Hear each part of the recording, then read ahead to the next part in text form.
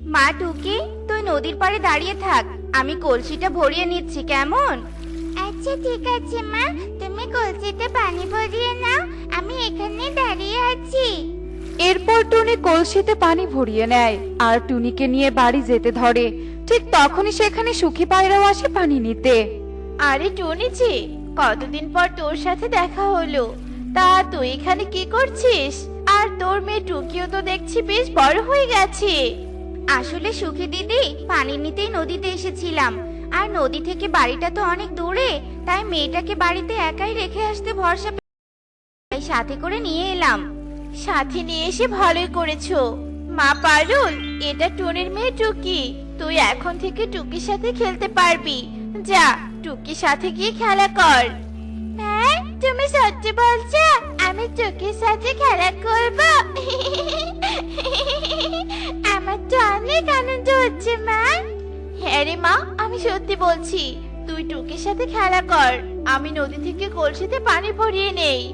ঠিক আছে রে মা টুকি, তুই তবে পারুলের সাথে খেলা কর, আমি বাড়িতে যাই, আমার আবার বাড়িতে অনেক কাজ পড়ে আছে।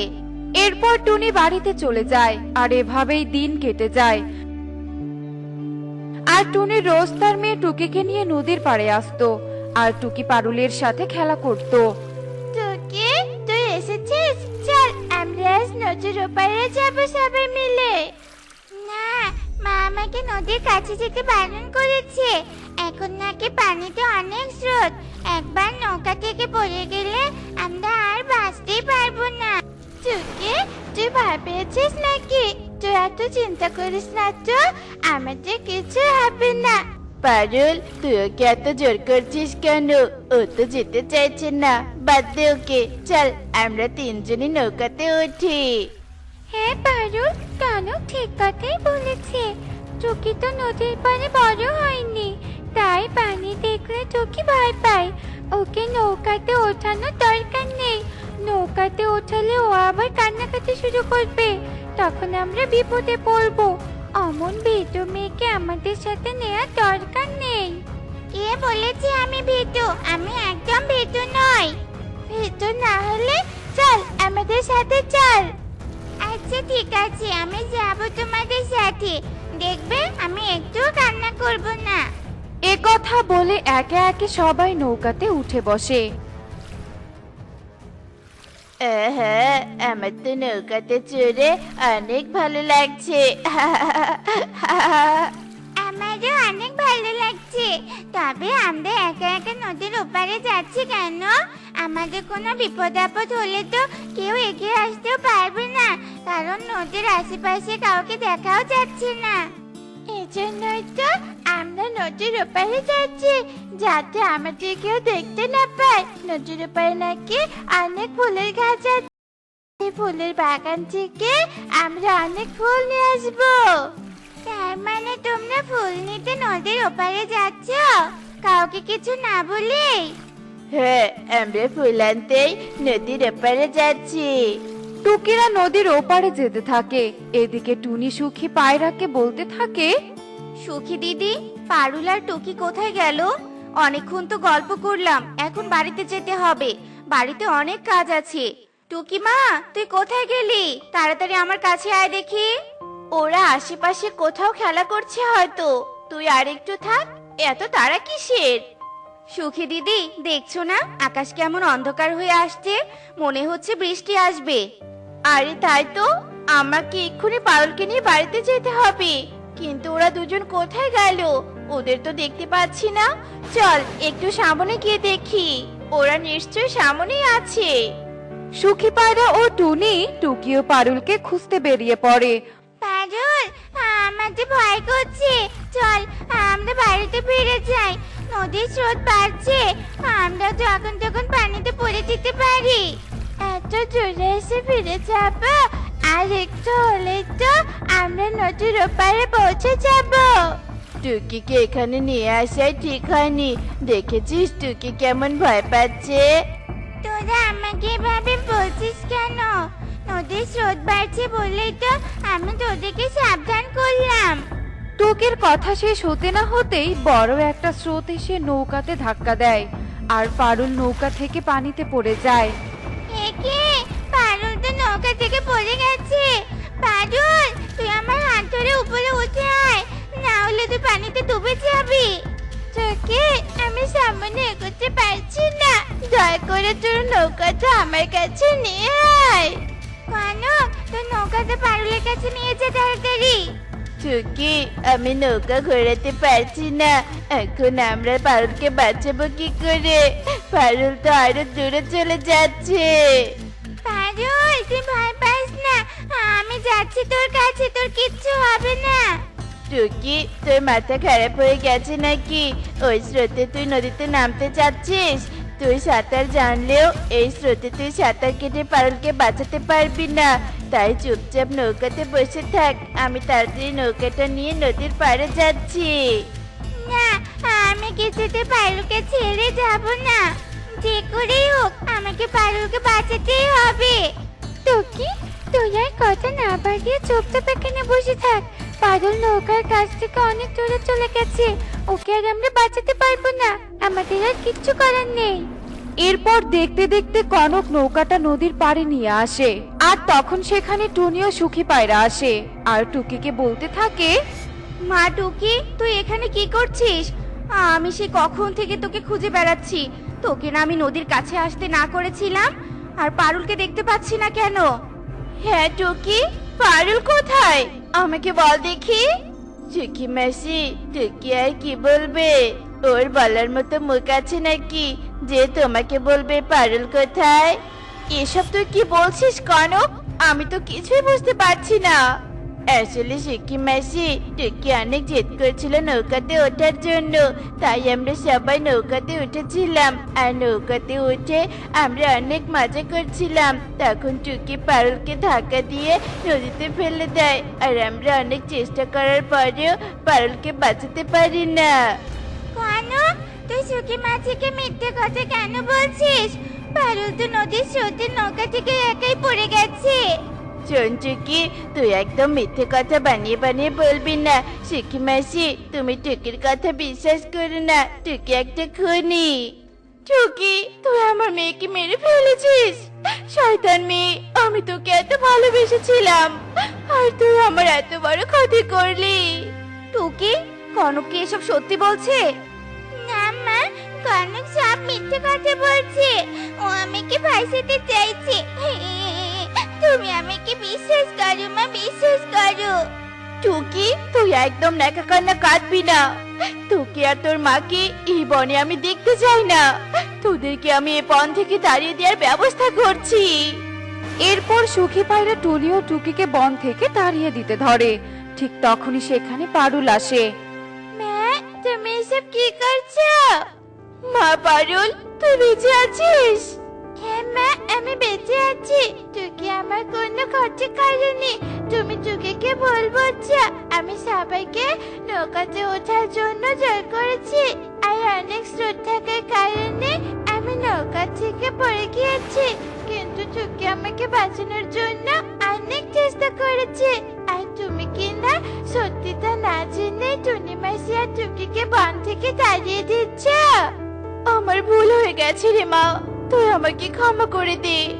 আমার সত্যিটা জানা উচিত ছিল, কিন্তু তুই নদীতে পড়ে গিয়েও বেঁচে ফিরলি কি করে? ঠিক আছে মা, আমি সব বলছি আমি কি করে বেঁচে ফিরলাম। আমি নদীতে পড়ে গিয়ে অনেক কান্না করছিলাম। বাঁচাও, বাঁচাও, দয়া করে কেউ আমাকে বাঁচাও।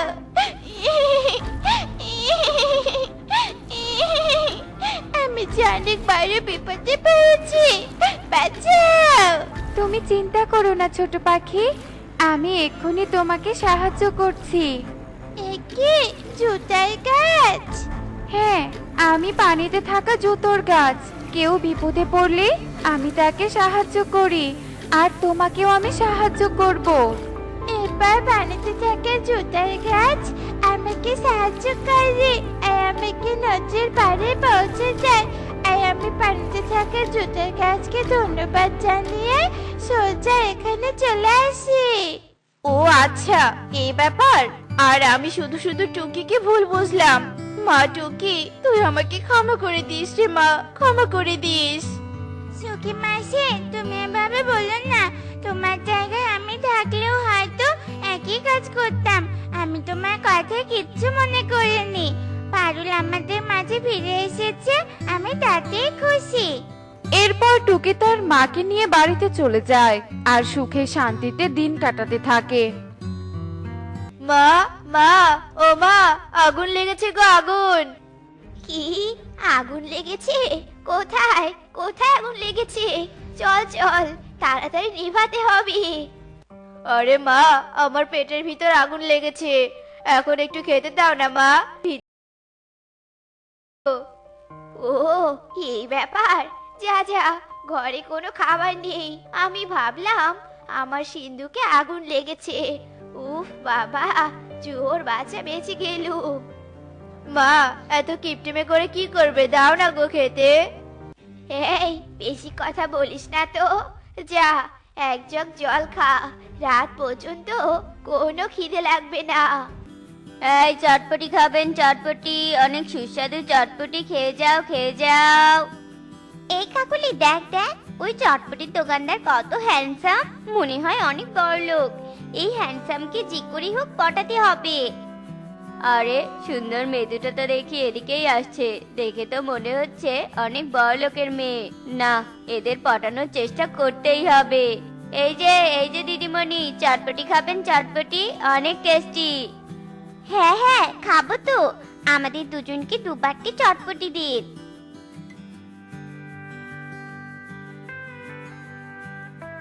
বাহ, অনেক টেস্টি তো। আপনি যেমন সুন্দর, আপনার চটপটি খেতেও তেমন সুস্বাদু। কি বলছেন কি দিদিমণি? আপনার যদি ভালো লাগে রোজ রোজ খেতে আসবেন। আচ্ছা ঠিক আছে, এই নিন টাকা। আরে না না, আপনার মতো সুন্দরীর কাছে কি আমি টাকা নিতে পারি? দেখলি কাকুলি, রকি কত ভালো, যেমন সুন্দর দেখতে তেমনি তার অনেক টাকা। আই এম তো ইমপ্রেস। এই ছেলেকে আমি বিয়ে করব। দেখ দেখ, জিরাফ আসছে রে। এই টুনি, কি রে, তুই বুঝি জিরাফ হতে গিয়ে পাখি হয়েছিস? তাতে কি হয়েছে রে কাকুলি, তোর মতে তো পাতিলের কালি হয়নি। আমায় নিয়ে কানাকানি রটে কথা রকমারি, সবাই বলে বলে রে আমি নাকি মেকআপ সুন্দরী, আমি নাকি মেকআপ সুন্দরী। উফ বাবা, এতক্ষণে আমার সাজা শেষ হলো। আমাকে যা লাগছে না, আজ তো বড়লোক ছেলে আমার পিছনে লাইন লেগে যাবে। যাই যাই, ছেলে পটাতে যাই। ওরে বাবা রে, কোমরটা গেল রে গেল। আরে বাস, এটা নারী নাকি পরী? Just looking like a wow. যা, কি যে বলছো এসব? তাকিয়ে না থেকে আগে হাতটা ধরুন। আরে বাহ, মেয়েটা ভারী সুন্দর, বাবার অনেক টাকা আছে মনে হয়। এই মেয়েকে পটাতে হবে, একে বিয়ে করে ঘর জামাই থাকবো। এই ছেলেটাই বুঝি আমার রাজকুমার। শুনেছিলাম টাকা খেলে নাকি প্রেম হয়, দেখে তো মনে হচ্ছে বড়লোকের ছেলে। একে পটিয়ে বিয়ে করতে পারলে পায়ের ওপর পা রেখে সারা জীবন কাটিয়ে দিব। একে সুন্দরী, তুমি কি ভাবছো? আমার সাথে ধাক্কা খেয়ে তো মনের ঘন্টি বাজিয়ে দিলে, এক দেখাতেই ফিদা। যা দুষ্টু, কি যে বলছেন, আমারও যে মনের ঘন্টি বেজে গেছে। ওরে বাবা রে, ইসরে, পাটা আমার গেল রে। এ কি, আপনার কি হয়েছে? হায় সর্বনাশ, আপনার পা থেকে তো রক্ত পড়ছে। আপনি দাঁড়ান, আমি এক্ষুনি জড়িবুটি লাগিয়ে দিচ্ছি। এসবের কি দরকার ছিল? এরকম ছোটখাটো আঘাত এমনিতেই ঠিক হয়ে যায়, রোজ কত রকম আঘাত পেতে হয় তার কোনো ঠিক নেই। আচ্ছা, আপনি এত বোকা কেন বলুন তো? আনমনে কাজ করছেন, তাই তো আঘাত পেয়েছেন। কি, আপনি আমাকে বোকা বললেন? সত্যিই তো আমি বোকা, তাই সবাই আমাকে কথা শোনায়। এমা, আপনি মন খারাপ করছেন কেন? আমি তো এমনি বললাম। আর আপনি তো অনেক সহজ সরল, কিন্তু আপনাকে দেখে অনেক দুঃখী মনে হচ্ছে। কি হয়েছে আপনার? আমার কিছু হয়নি, আমি আমার সৎ মায়ের আর দুই ভাইয়ের সাথেই থাকি। আমি বোকা বলে ওরা আমাকে অনেক কথা শোনায়। সারা দিন কাজ করি, তবু আমার সৎ মা আমাকে ঠিক মতো খেতেও দেয় না। আমি এত বোকা কেন বলুন তো? আহারে, আপনার অনেক কষ্ট, চিন্তা করবেন না। সব ঠিক হয়ে যাবে। এভাবেই দেখতে দেখতে কয়েকদিন কেটে যায়।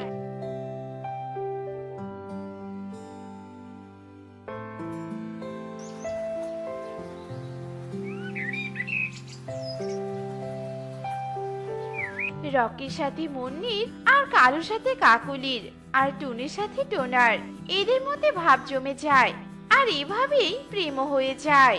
একদিন এই কাকুলি, জানিস আমার রকি ভীষণ বড়লোক। ও আমাকে অনেক গিফট দেয়। আমাকে একটা অ্যান্ড্রয়েড ফোন গিফট করেছে। আমার কি যে ভালো লাগছে। কি যে বলিস না তুই, আমার কালুর কথা শুনলে তো মাথায় হাত দিবি। কালু আমাকে শুধু ফোন গিফট করেনি, আমার যখন যা লাগবে সব দেয়। এই দেখ, ওর নাম নিতে না নিতেই আমাকে কল করেছে। হ্যালো, হ্যাঁ কালু, কেমন আছো?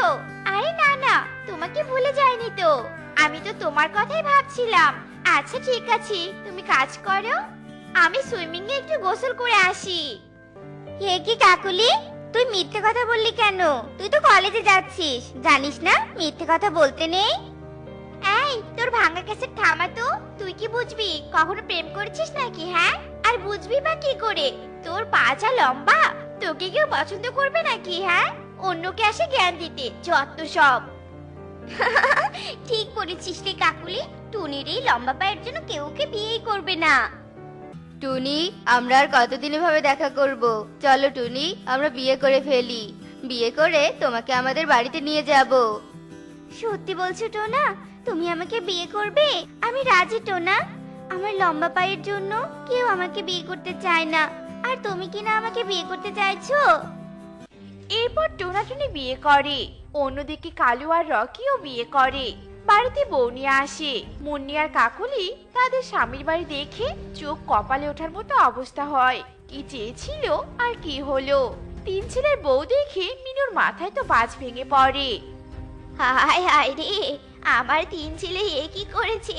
ভেবেছিলাম অনেক পর নিয়ে তিন ছেলের বিয়ে দিব, আমার সে আশা সব জলে ভেসে গেল। এই কালু, এই ভাঙা বাড়িটা বুঝি তোমাদের? ভেবেছিলাম তুমি কত বড় লোক, এখন তো দেখছি।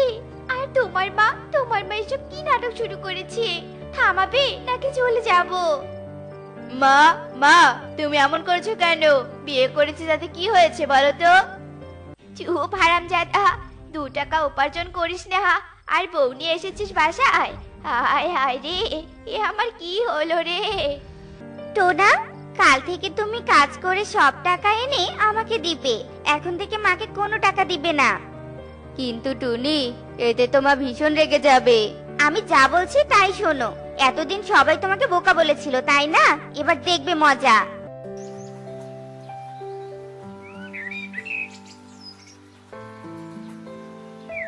টুনি, এই টুনি, আমাকে একটু চা দিয়ে যা তো। এ কি কাকুলি, তুমি নিজেই গিয়ে চা নিয়ে খেতেই তো পারো, বৌদিকে কেন ডাকছো? চুপ কর তো তুমি। বৌদি বৌদি না তো ছাই। ওর চেহারা একবার তুমি নিজে দেখেছো নাকি? হ্যাঁ, ও আমাদের এই বাসায় কাজের লোক। টুনি, এই টুনি, এত বেলা হয়েছে, রান্না বসাবি না? আর আমি যে চা চাইলাম। কি হয়েছে রে, আমাকে এভাবে ডাকছিস কেন? চা দিব মানে? তুই নিজে করে নিয়ে খেতে পারিস না? সে কি টুনি, তুমি আমার বৌমার সাথে এভাবে কথা বলছো কেন? যাও, ওকে চা বানিয়ে আনো, আর আমাকে 1 গ্লাস দুধ দাও। ওয়াটু, এটা কি দিয়েছিস? ঘরে কি চিনি নেই নাকি? হ্যাঁ, না রে, চিনি নেই। কালুকে একটু বল না চিনি আনতে, চিনি যে শেষ হয়ে গেছে। কি, আমার বর নিয়ে আসবে চিনি? হ্যাঁ রে টুনি, তোর বর আছে কিসের জন্য শুনি? শুনেছি এই বাসার সব বাজার তোর ওই হ্যাবলা বরটা করে। যা, তাকে আনতে বল গিয়ে। মা, আমাকে একটা ফেস প্যাক এনে দিন তো। কি ফুসপাত? কার আবার পাদ হলো? তাই তো বলি, এত গন্ধ কিসের? না মা, ওটা নয়, আপনি ভুল ভাবছেন। ওটা তো ফেস প্যাক। না মা, ওটা তো মুখে লাগানো ফেস প্যাক। ও তাই বলো। টুনি, এই টুনি। হ্যাঁ মা, ডাকছেন? কি হয়েছে বলুন। হ্যাঁ ডাকছি, মুন্নিকে একটা ফুসপাত এনে দাও তো। ধরতেরি, ফেস প্যাক এনে দাও। Face pack? কিন্তু মা, আমার কাছে তো কোনো টাকা নেই। দেখেছেন মা, দেখেছেন? আমি একটু সুন্দর জন্য আমার সাথে হিংসে করে বলছে টাকা নেই। বুঝি তো, সব বুঝি, সব বুঝি আমি। এই টনি, আমার মুখের ওপর একদম কথা বলিস না। যা বলেছি এক্ষুনি আমার সুন্দরী বৌমাকে ফেস প্যাক এনে দে। ফেস প্যাক দিবি তাই না? দেখ আজকে তোকে কি দেওয়াই, এবার জমবে মজা। মুন্নি, মুন্নি, এই দেখ তোর জন্য আমি ইন্ডিয়ান ফেস প্যাক নিয়ে এসেছি। একবার দিলেই ফর্সা ধবধবে হয়ে যাবি। সত্যি বলছিস টুনি? দে দে, এক্ষুনি দে। যে করে হোক ওই টুনি আর কাকুলির থেকে আমাকে সুন্দর হতেই হবে, তাহলে আমার শাশুড়ি আমার সব কথা শুনবে। কিন্তু এই ফেস প্যাক এত দুর্গন্ধ কেন? কেমন যেন গোবরের গন্ধ পাচ্ছি। এ কি ভূত, কোথায় আছো? ভূত ভূত ভূত, কে কোথায় আছো? বাঁচাও। এই মৃত শ্বশুরের ছেলে, এত চিৎকার করছো কেন? হ্যাঁ, আমি মুন্নি, তোমার সুন্দরী বউ। মুখে ফেস প্যাক লাগিয়েছি, বুঝেছো? ও বাবা, এক্ষুনি তো দেহ থেকে আত্মা বেরিয়ে গিয়েছিল। এভাবেই দেখতে দেখতে কয়েকদিন কেটে যায়।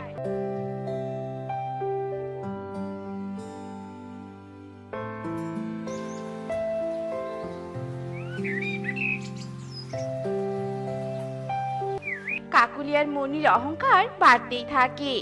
একদিন মিনু ভীষণ অসুস্থ হয়ে পড়ে, আর টোনা অ্যাম্বুলেন্সে করে মিনুকে হাসপাতালে নিয়ে যায়। আর ডাক্তার বলে, দুঃখিত টোনা, আপনার মাকে বাঁচাতে হলে শীঘ্রই ওনার অপারেশন করতে হবে।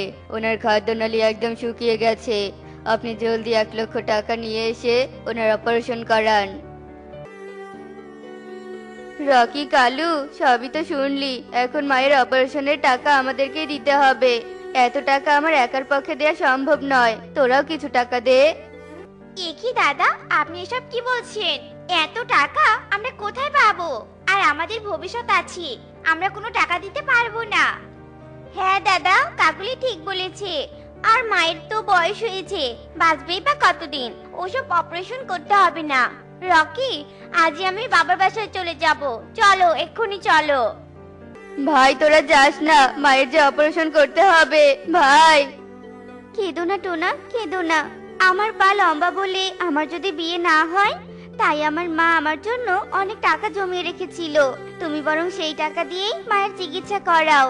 টাকা গেলে টাকা পাবো, কিন্তু মা গেলে তো আর মা পাবো না টোনা।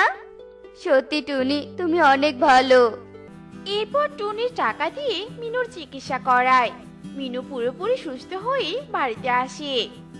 এ কি টোনা, রকি, মুন্নি, কালু, কাকুলি কোথায়? এরপর টোনা মিনুকে সব ঘটনা খুলে বলে। কি বলছিস এসব? রকি, কালু আমার নিজের সন্তান হয়ে আমার সাথে এমনটা করতে পারলো? আর আমি কি না, যাকে সৎ ছেলের বউকে এত অবহেলা করেছি, তারাই আমার উপকার করলো। তোরা আমাকে ক্ষমা করে দিস রে বাবা। আমি তোদের সাথে অনেক অন্যায় করেছি। সত্যি বৌমা, আমি তোমাদের ভালোবাসা বুঝতে পারিনি। কাঁদবেন না মা, কাঁদবেন না। কখনো কখনো রক্তের সম্পর্ক ছাড়াই অনেকে আমাদের আপনজন হয়ে ওঠে। তাই আমাদের উচিত সব সম্পর্ককে সম্মান করা। তুই বল। ছানা ছানা ছানা, আমাকে আর ছানার কথা বলবে না টোনা। তুমি তো জানো টোনা, এখন যদি আমি গর্ভবতী হয়ে যাই, তাহলে আমার সব সৌন্দর্য নষ্ট হয়ে যাবে। আমি চাই না আমার কোনো ছানা হোক। আমি যেখানে ইচ্ছা সেখানে ঘুরে বেড়াবো, কেউ আমাকে বাধা দিতে পারবে না। বুঝতে পেরেছো? এটাই আমার লাইফস্টাইল। এসব তুমি কি বলছো টুনি? আমি একটা ছানা চাই, তা না হলে আমার বংশ বৃদ্ধি হবে কি করে বলো তো? আর তুমি একটা মেয়ে হয়ে মা হতে চাও না? দেখো টুনি, তুমি যদি আমাকে ছানা না দাও, তবে কিন্তু আমি আবার বিয়ে করব বলে দিলাম। যাও তো যাও, বিয়ে করো, যা ইচ্ছে তাই করো। আমার তাতে কিচ্ছু যায় আসে না। বুঝতে পেরেছো? আমি তোমার বিয়ে করেছি বলে যে তোমার সংসার করব শুধু, আমি তেমন মেয়ে নই। বুঝেছো তুমি? এখন চুপ করো, আমাকে ঘুমাতে দাও। এই রাতের বেলা কানের কাছে এসে ঘ্যান ঘ্যান করো না তো। এ কথা বলে টনি ঘুমিয়ে পড়ে, আর টোনা রাগ করে বাড়ি থেকে বেরিয়ে যায়। বন্ধুরা, আমরা এতক্ষণ যাদের দেখলাম তারা হলো টোনা আর টোনার স্ত্রী টুনি। টোনার টাকা পয়সার কোনো অভাব ছিল না, কিন্তু তার মন সবসময় একটা সন্তানের জন্য হাহাকার করত। কিন্তু টুনি নিজেকে এতটা স্মার্ট ভাবতো যে সে কিছুতেই সন্তান নিতে চাইতো না। এ নিয়ে দুজনের মধ্যে ঝগড়া বিবাদ লেগেই থাকতো। এরপর একদিন সকালবেলা, টুনি, ও টুনি, দরজা খোলো, আমি বিয়ে করে এনেছি, দরজা খোলো তো। কি হলো টুনি? টোনার ডাক শুনে টুনি ঘুম থেকে ওঠে আর দরজা খোলে। আর টোনার নতুন বউকে দেখে টুনি রেগে গিয়ে বলে, মুন্নি, তুই? টোনা, তুমি কোন সাহসে আমার ছোট বোনকে বিয়ে করে নিয়ে এসেছো? মুন্নি, তোর কি লজ্জা শরম কিচ্ছু নেই রে?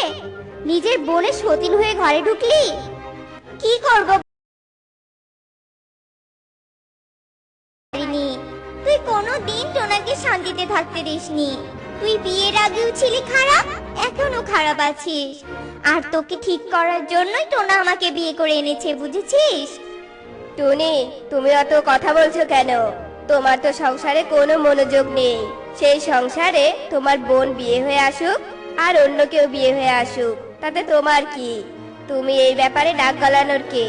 দরজা থেকে সরে দাঁড়াও, আমাদের ভিতরে ঢুকতে দাও।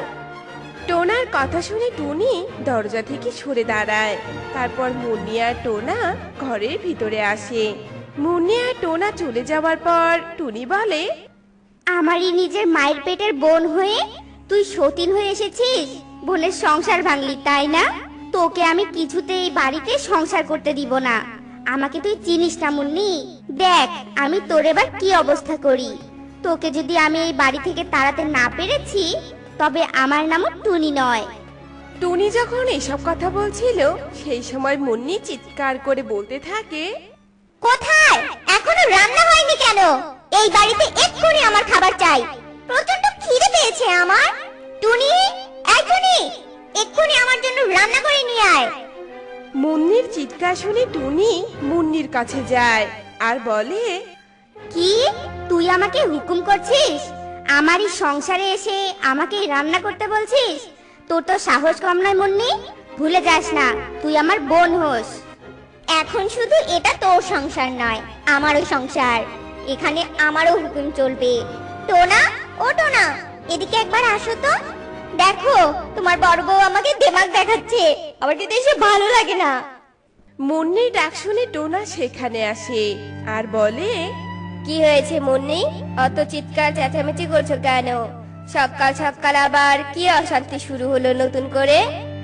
দেখো না টোনা, আমি একটু টুনিকে রান্না করতে বলেছিলাম, আর আমাকে কেমন কথা শোনাচ্ছে। তুমি কিছু বলো না টোনা, আমি কিন্তু এ বাড়ি ছেড়ে চলে যাব, এক্ষুনি চলে যাব। যা যা, তোকে কে মানা করেছে? এক্ষুনি এই বাড়ি ছেড়ে চলে যা। চুপ করো টুনি, তুমি কোন সাহসে মুন্নিকে আমার বাড়ি থেকে চলে যেতে বলছো? এটা আমার বাড়ি, আমার ইচ্ছে আমি কাকে রাখবো আর কাকে রাখবো না এই বাড়িতে। তুমি যদি এক্ষুনি মুন্নির জন্য রান্না না করো, তবে আমি তোমাকেই এই বাড়ি থেকে বের করে দিব বললাম। এই কথা শুনে টুনি চুপচাপ রান্নাঘরে যায় আর রান্না করতে করতে টুনি বলতে থাকে, ওই মুন্নি আমাকে এই বাড়ির চাকরানি বানাবে আর আমার দ্বারা রান্না করিয়ে নিবে, তা আমি কিছুতেই হতে দিব না। খাওয়াচ্ছি, আমি তোকে জম্মের খাওয়া খাওয়াচ্ছি। এই কথা বলে টুনি রান্না করা তরকারিতে অনেক ঝাল দেয় আর টুনি রান্না শেষ করে টোনা আর মুন্নিকে খেতে ডাকে। মুন্নি প্রথমে খাবার মুখে তোলে আর এত পরিমাণে ঝালে মুন্নির মুখ অনেক জ্বলতে থাকে। টোনা, টোনা, ও টোনা, আমার মুখ ঝালে জ্বলে গেল গো। ঝাল, ঝাল, জল দাও, জল, আমাকে জল দাও, আমার খুব কষ্ট হচ্ছে টোনা। মুন্নির মুখ জ্বলতে দেখে টোনা তাড়াতাড়ি মুন্নিকে এক গ্লাস জল এগিয়ে দেয় আর বলে, মুন্নি, তোমার মুখ খুব জ্বলছে গো, এই নাও নাও জল খাও, তাহলে আর তোমার মুখ জ্বলবে না। টুনি, তুমি ইচ্ছে করে ঝাল বেশি দিয়েছো তাই না? আমি তোমাকে আজ কিছুতেই ছাড়বো না। অনেক সহ্য করেছি তোমাকে, কিন্তু আর নয়। এই কথা বলে টোনা টুনিকে মারতে শুরু করে, আর টুনি ব্যথায় চিৎকার করে কাঁদতে থাকে। ছেড়ে দাও টোনা, ছেড়ে দাও, আমাকে ছেড়ে দাও। মুন্নি আমার বোন হয়ে আমার সংসারে ঢুকেছে, আমি কি ওকে ছেড়ে কথা বলবো? তুমি বলো। ঠিক করেছি, আমি ঝাল দিয়েছি, ঠিক করেছি, আরো দিব। ছেড়ে দাও আমাকে টোনা, আমার খুব লাগছে। টোনা শোনো, আমাকে মারার পরিণতি কিন্তু ভালো হবে না, এই বলে দিলাম। টোনা, ছেড়ে দাও টুনিকে, আজ মাফ করে দাও। এরপর থেকে এই কুটনামি করলে আমি নিজে টুনিকে ঘাট ধাক্কা দিয়ে এই বাড়ি থেকে বের করে দিব। মুন্নির কথা শুনে টোনা টুনিকে মারা বন্ধ করে। এরপর মুন্নি আর টোনা ঘরে চলে যায়। আর টুনি কাঁদতে কাঁদতে সেখানে দাঁড়িয়ে থেকে বলতে থাকে, টোনা কখনো তো আমার ঝাল লাগলে এভাবে দৌড়ে এসে আমাকে জল দেয়নি। টোনা মুন্নিকে কত ভালোবাসে, মুন্নি তো আমারই বোন, ও টোনার কাছে কত ভালোবাসা পায়, আমি কেন পাই না? সব দোষ কি তবে আমার? আমি তো কখনো এই সংসারে মনোযোগ দেইনি। আমি যদি সংসারে মনোযোগ দিতাম তাহলে আমার বোন আমারই সতীন হয়ে এই বাড়িতে ঢুকতে পারতো না। এই কথা বলে টুনি কাঁদতে কাঁদতে নিজের ঘরে চলে যায়।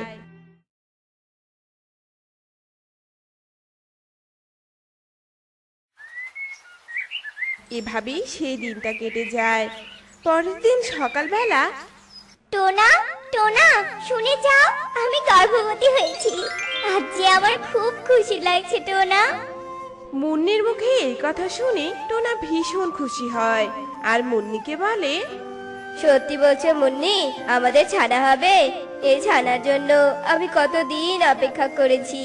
টুনি, এই টুনি, একবার এদিকে এসো তো।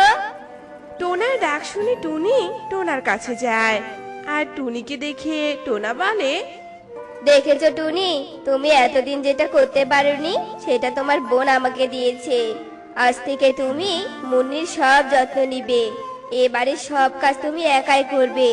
আর মুন্নির নামে আমি এই জায়গা জমি সব লিখে দিব।